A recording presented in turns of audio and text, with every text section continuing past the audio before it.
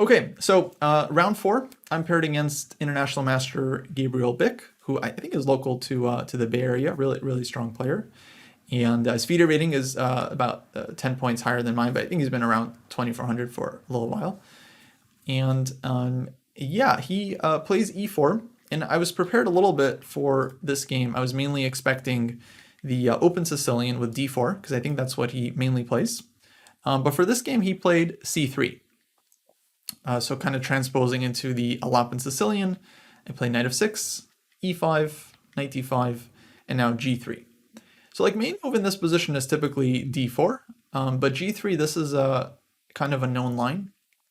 That's kind of tricky, like it's somewhat fresh, and I was actually kind of fortunate because I looked at it for a different opponent earlier, and I wasn't expecting it for this game, but because I had reviewed it, I already kind of like had an idea of exactly what I wanted to do here. So that was, I think, quite lucky, because otherwise I would have just been kind of totally caught off guard, and I would have been on my own here.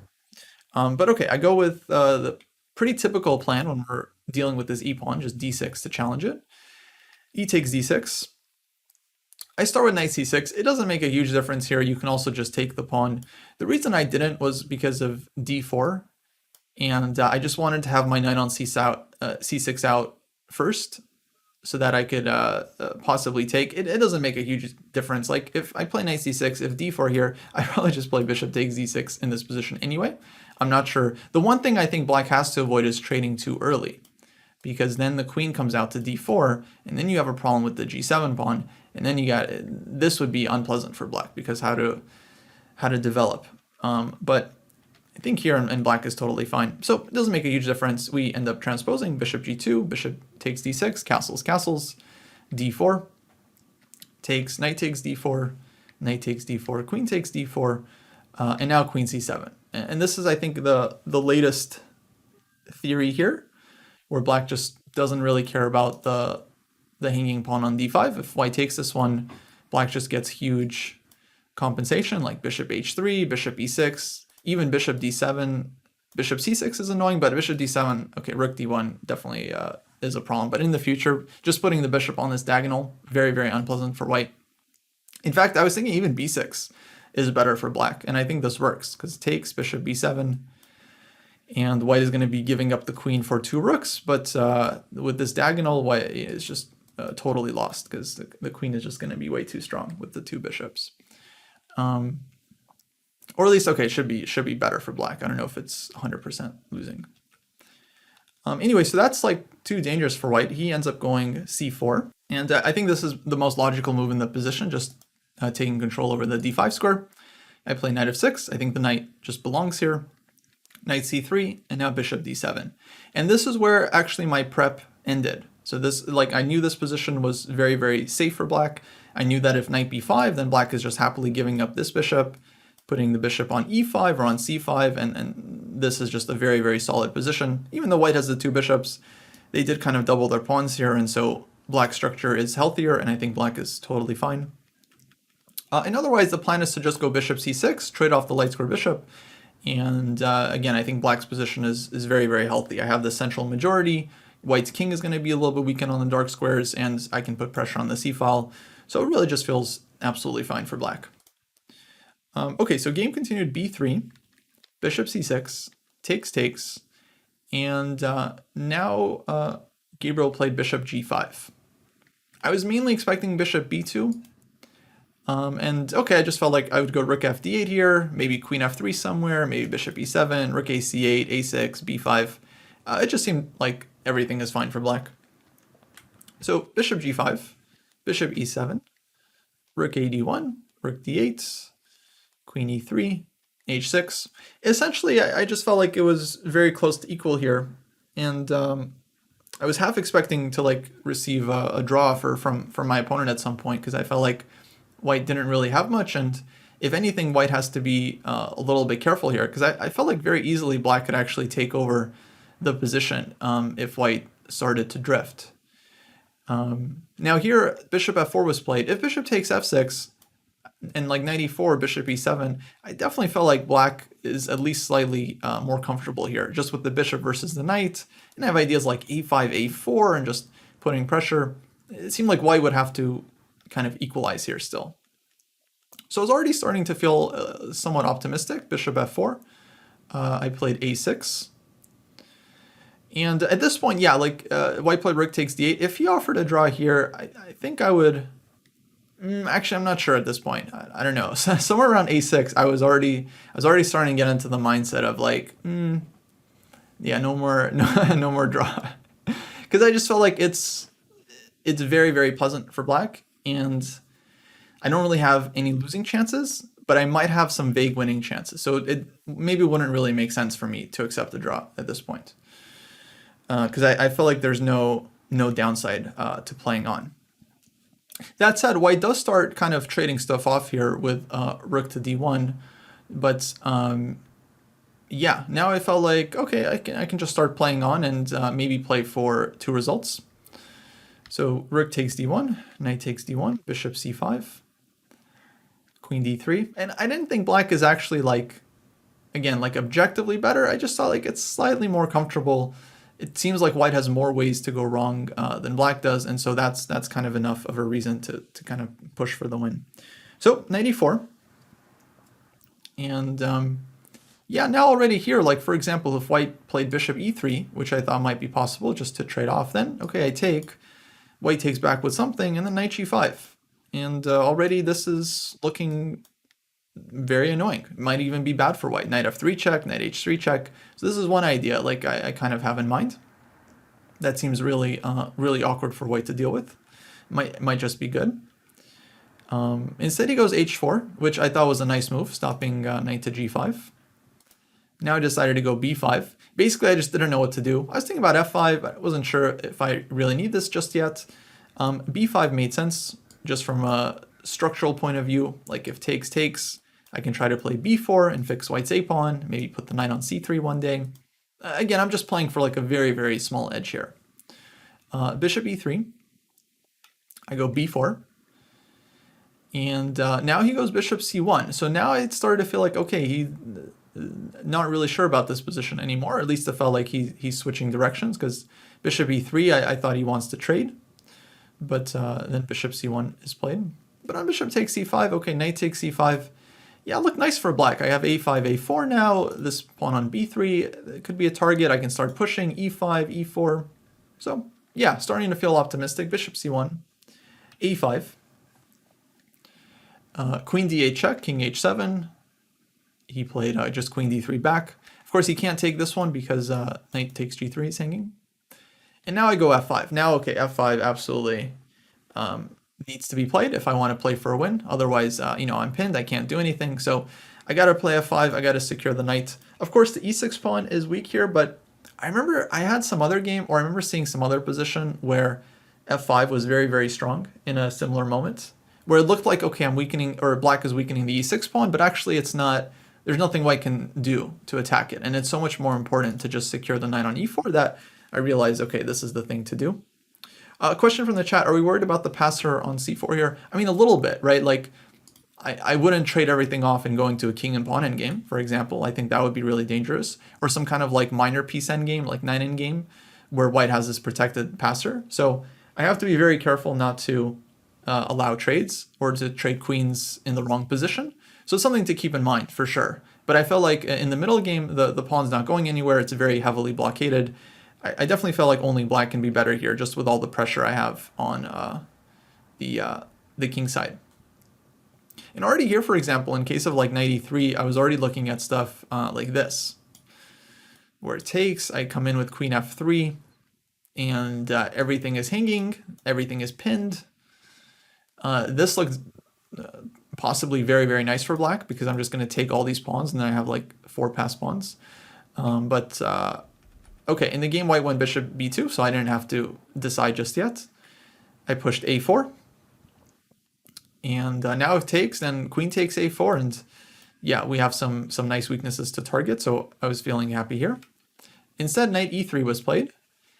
And yeah, this was where I had a big decision to make, because I was really strongly considering this one. And I felt like it was very close, but I just wasn't 100% sure, because now white has to play bishop c1, so even loses a tempo compared to the last position. Bishop d4, I just want to point out, doesn't work because it takes, and then I'm going to have a check on the fourth rank to win the bishop. So that's kind of an important detail. Otherwise, maybe it's really nothing special for black, but this just doesn't work. So bishop c1 would be forced. I would take here, king f1. And yeah, unfortunately, if my king was on g8, you know, maybe I could play like f4 or something. Like if the king was here and then I go f4, queen d8 check, bishop f8, I felt like that position might be very nice for black because the f pawn is really, really annoying for white. But yeah, of course I can't push f4 here. Maybe I take. And yeah, ultimately I just wasn't sure about this position in the long run. Maybe I throw an a takes b3 somewhere. I don't know. And yeah, this felt very, very unclear to me. I did check this one with the engine and it said like it's actually about equal here. So I didn't really miss like a win, but okay, would be very, very sharp. Instead, I ended up going for a3, which allows white to play bishop e5. And now, of course, there's no sacrifices, but the upside to this one is that I always have knight c3 in different positions. And so now I have maybe a strategic plan, like trying to trade bishops and play knight c3, and that could really be very, very annoying for white. I start with queen b7 because basically I just wanted to cover a couple more squares in the position. Actually, I'm trying to remember exactly why I played queen b7 here, and actually struggling a little bit. I think I wanted, oh yeah, I think I wanted to put the queen on this diagonal with queen a7, but I didn't want to go queen b6 because that allows queen d7. And okay, looks annoying. Why would I want this? So yeah, queen b7, so I can get to this diagonal.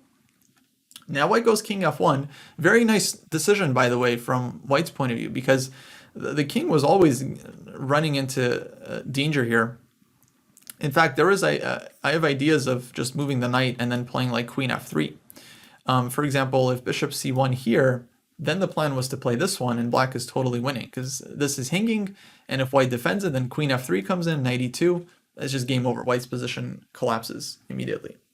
So king f1, I thought, very nice decision because it starts avoiding all these tricks. I played bishop e7, maybe thinking about this one, maybe also actually mainly threatening knight c5 and trying to get queen h1 check. So king e2 was played, knight c5, queen d4.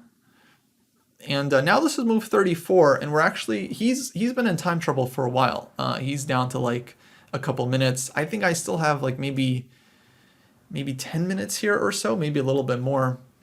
But yeah, I had this idea in this position to go queen h1, which allows white to take on g7. But I realized like, okay, there's no threat just yet, and I have time for like queen b1 and go after the a2 pawn. If I can snag this pawn and not get mated, right, then I win the game for 100% if I don't get mated while taking this pawn. But okay, I mean, it was very tricky to calculate because queen h1, bishop takes g7, queen b1, white goes bishop h8, which looked good because queen g7 mate would be threatening. I take the pawn with check, king starts running somewhere. I wasn't sure if I'm actually going to be saving white's attack. Bishop f8 I have in that position to cover g7, but then like queen f6, queen starts coming in, it started getting very fuzzy. So I repeated once, I go knight e4, queen d3, knight c5, queen d4. Then somehow I convinced myself that I should go for this because I started looking at it a little bit deeper, and I felt like I had enough checks and enough counterplay to make it work. But I was also very, very concerned about bishop d6, and then because that also looks very bothersome, like my whole position gets destabilized. And finally, I realized if I play queen h1 here, bishop d6, that I have this idea to take and take here and push a2, and the pawn is basically promoting, but white does have knight c2, and yeah, I wasn't quite sure if it's actually working. Like queen e4 check, king d2, and then I can take this one and I get my piece back, but then white takes here at the end. I don't know, I have some checks, but it didn't seem like it was actually winning for black. It just seemed like I think I'm at least okay there. So I also thought maybe I would have other options, but I wasn't really, I wasn't super, I wasn't super committed. I thought like I at least have this one, and maybe I can do something else as well. Yeah, I think the engine actually says black can take and then just go queen b1 in this position, which wasn't really on my radar, but maybe I would have come up with it. I'm not sure. Because now it's just kind of the same idea. I'm taking and I'm taking this one or playing queen b2, but the difference is that white's knight is never able to defend against the pawn. But I don't know, it's kind of messy. I'm not really sure I would have gone for this. Yeah, I felt like if I just start bishop f8, I could do this one as well. And I was thinking about just playing bishop f8 in this position and then just trying to go queen h1 next. But yeah, I don't know. I just it seemed like an important tempo to give up, and then maybe white goes bishop d6 anyway. So I ended up just deciding to play queen h1. Because to me, it felt like it seemed like something was going to work out. And for whatever reason, I just wasn't ready to like repeat the position with knight e4. So I go for it, and he ends up taking on g7, queen b1, bishop h8, queen takes a2, and king f3. We get this position. King f3, I think, very important move, because if the king goes to f1, then I have queen b1 check. And this I thought was immediately over. King g2, queen e4, we trade queens, a pawn decides the game. And if king e2, I'm pretty sure I can just do this one. And just force the queens off the board. Bishop on h8 is still hanging. And yeah, I felt like no way white is saving this position with the a pawn just running. I don't know, maybe I have to be a little bit careful not to allow this one to run, but yeah, I felt like it should be winning for black, or at least very, very good. So king f3, and now, okay, mate is threatened. So originally, yeah, I was thinking about bishop f8 here. Then during my calculations, actually, before I got to this position, I realized I can play queen to b2. And this is what I should make clear. This is what made me decide to go for this whole line with queen h1. Once I saw I had queen b2 in this position, then I realized, okay, at least it's safe. And maybe I'll play bishop f8, maybe not, but minimum I have queen b2, which forces the queens off, and then I can take on b3 at the end. Yeah, question from the chat. If queen d3, I mean, if white, oh, sorry, here, check, here, once we've already won the pawn. If white saves the bishop, I don't think it really changes the evaluation, because the a pawn is still way too strong, and this one is a huge weakness as well. So I didn't think it made any serious difference here. So yeah, I end up playing queen b2, because I saw, okay, I'm forcing queen trade here. Nothing really white can do other than take. Bishop takes b2, I get knight takes b3, and we get this endgame equal pawns. Maybe black is a little bit better, I thought, because like this b pawn looks nice, knight comes back to c5. I wasn't really sure. I just felt like, okay, I'm definitely not worse here, so maybe I can play for a win in this position. But yeah, I did check this one, and bishop f8 was working, but after queen f6, the problem was the main move I considered here was knight d7, and then white takes on e6, and we get some position like this, which to me, I just really had a hard time evaluating, and I couldn't calculate it out, because my a pawn is super strong, but white, of course, has a lot of counterplay against the king, and the knight is ready to jump to f5. And if I can, like, stop the counterplay, like, if there's no checks, then, okay, black wins, but that definitely wasn't a guarantee for me. And it felt like I might even lose if I, like, somehow blunder, you know, some knight d5, like, I could get mated here, right, by the time I'm done promoting. So this felt very, very unclear to me. Indeed, it is unclear. I think white has enough there for a draw. But the winning move that we both missed, because we discussed this a little bit after the game, because he also thought knight d7 was the move, was king g8, which just evaded me. You know, just completely. I didn't really. It didn't cross my mind. You know, if I considered it, maybe I would have played it, because there's not a whole lot black has to calculate here. It's just the point is the bishop is now defended. There's no queen f7 check. If queen g6 check, then we're taking this one. Knight still covers e6. And white doesn't actually have a way to generate threats here. Now, it still looks kind of scary, but actually I think this one was quite findable because bishop on h8 is just stuck. So it's, yeah, not easy to see what white wants to do. And now I'm just ready to take and push. And yeah, I mean, the pawn is just promoting. So it looks like the king is totally safe. Yeah, but okay, I didn't consider the move. And then during the game, I thought about it at this position for a little bit. I think I had like 1 minute here, move 39 to make it to the time control. And so I decided to play queen b2 because, okay, this looked safe. Bishop f8 looked like, I didn't think I'm losing here, but it just looked like I might miss something. And yeah, I didn't really, because that would be a real shame, especially this game. I felt like I'm in total control, slightly better. And then to end up losing because I go crazy, like pushing for the win, like that really felt shameful. So I didn't want to do that. But yeah, had I seen king g8, then I probably would have gone for it because it's just no threats for white. Bishop on h8 is actually really poorly placed. Very awkward. And yeah, so that was maybe the big miss of the game for me. Instead, after queen b2, takes, bishop takes b2. I play knight takes b3. And now we've made the time control. And here my opponent spent a little bit of time and ends up finding very nice move h5, which turns out, I think, to be a very important move because he stops black from activating the king with king g6 and fixes the h6 pawn as a possible weakness and avoids also black playing h5. Yeah. A question from the chat. What about in this position after king g8, queen d8? I mean, the point is if white doesn't create play, black is just promoting and taking these pawns very quickly. So it just takes a lot of moves for white to set up counterplay. And in the meantime, maybe I don't even take here. Maybe this is the most accurate move because it also threatens like queen e4 check and stuff like that. So I think white's just not in time here to do much. So yeah, we get to this endgame, and then this was an accurate move. So this actually made me realize, oh, I shouldn't have taken on b3.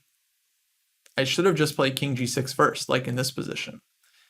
And yeah, during the game, unfortunately, I didn't really stop to think here for too long. I actually did stop, like at this point, I didn't just take the pawn immediately, but because this was always the plan, with queen b2, this was the whole thing I calculated. I lose the pawn, but I get the b pawn. The inertia, just kind of took over, and I just kind of took on b3 after maybe 20-30 seconds of just making sure that I'm not blundering something, not making sure I don't have some better move. But no, actually the b3 pawn cannot be defended, and it would have been very useful for black to play king g6. Not like black is winning here. I think black is maybe slightly better, but okay, it would have given me at least a little bit more chances to win the game. Anyways, I play knight takes b3, h5, knight c5 back. Now white plays king e2. He has to be very careful with the king because otherwise knight a4, b3 is coming, bishop a3, so white has to make sure he's stopping the pawn. I play king g8, bishop d4, king f7, and now g4. And yeah, very critical moment I felt because now a lot of dynamics are being introduced into the position. And I remember looking at a lot of stuff here. The main thing I was trying to make work was f4, but this looked very scary in case of knight g2. And I was thinking about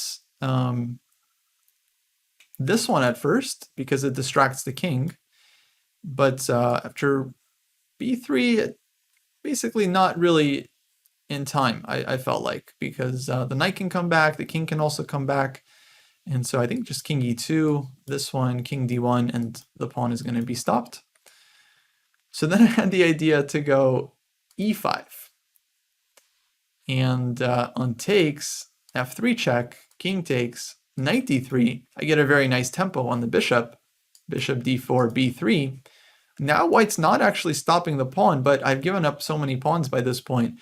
2 pawns already. I'm going to be giving up the third pawn that I didn't think this position is anything for black. Like white just makes any move, b2, takes, and yeah, white has 3 pawns for the piece. Not to mention, I have the wrong color bishop for this rook pawn. So I felt like my winning chances here are absolutely zero. If anything, I could even lose. Who knows if the pawns get out of control. So yeah, I ended up not doing this one, and instead I played knight b3 here, just hitting the bishop again, bishop e5, and now bishop f6. So the point of knight b3 was so that the knight's not hanging on c5, and now I'm forcing a trade of bishops, and essentially I'm forcing a draw with this move because everything kind of gets traded off. But yeah, I just didn't see a way to do anything at this point because f5 is hanging, and yeah, white is just getting counterplay. Okay, question: if I had played king g6 first, oh, and then is it good to trade the bishops? I wasn't really sure. I was actually thinking no, because I felt like my bishop can be used to put a lot of pressure on white's king side. And if we get some kind of knight endgame, I always felt like white's king is probably going to be close enough. But it would maybe really depend on the concrete position, because some knight endgames might be nice for black if I get my king really active. Some knight endgames might be more equal. Some knight endgames I was looking at, just in random variations, ended up being nice for white because their king was more active. So it would really just have to be like a case-by-case kind of thing. Yeah.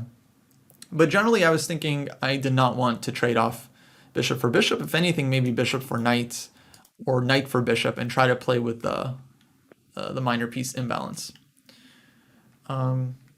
So yeah, essentially, after all this, after bishop f6, now I think the game is just going to be drawn more or less by force.